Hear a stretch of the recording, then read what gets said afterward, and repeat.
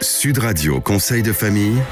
Avec Domitis Invest. Choisissez Domitis Invest et investissez l'esprit libre avec des loyers sécurisés tous les mois, que votre bien soit occupé ou non.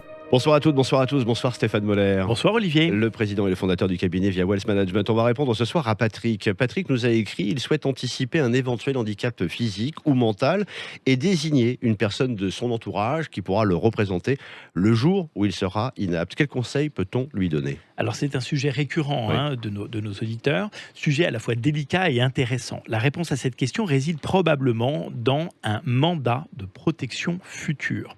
En fait, toute personne majeure ou mineure émancipée, appelée le mandant. Et si elle ne fait pas l'objet d'une mesure de tutelle, elle pourra désigner à l'avance une ou plusieurs personnes appelées mandataires pour la représenter s'il devait lui arriver quelque chose. Par conséquent, le jour où Patrick sera inapte mentalement ou physiquement à gérer son patrimoine, c'est la personne qui l'aura désigné à l'avance qui s'occupera ensuite de la gestion de ses biens. Exactement, sachant que l'objet du mandat peut porter sur la personne du mandant ou sur tout ou partie de son patrimoine. Quelles sont les personnes qui peuvent établir un mandat de protection future ? Alors, comme on l'a dit précédemment, toute personne majeure ou mineure émancipée ne faisant pas l'objet d'une mesure de tutelle, ou alors une personne en curatelle, mais avec l'assistance de son curateur, ou un parent exerçant l'autorité parentale ne faisant évidemment pas l'objet d'une mesure de tutelle pour protéger son enfant, par exemple un enfant handicapé. Et qui peut devenir mandataire ? Alors toute personne physique, comme par exemple un membre de la famille ou un proche qui est choisi par le mandant, mais aussi une personne morale inscrite sur la liste des mandataires judiciaires à la protection des majeurs.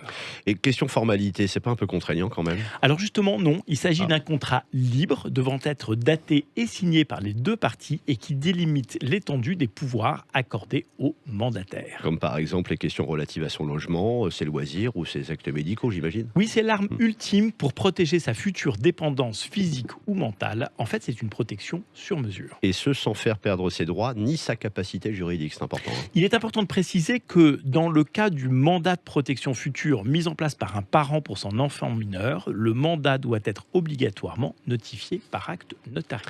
Et l'activité du mandataire, elle est contrôlée, évidemment. Oui, il y a en premier lieu un inventaire du patrimoine du mandant.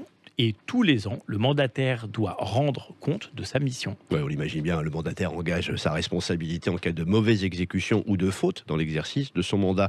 Ce même mandat, il prend effet à partir de quand ? Alors, dès que le mandataire constate que l'état de santé du mandant ne lui permet plus de prendre soin de sa personne.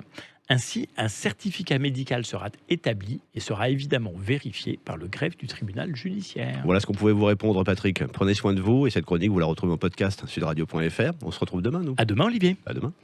C'était Sud Radio Conseil de famille.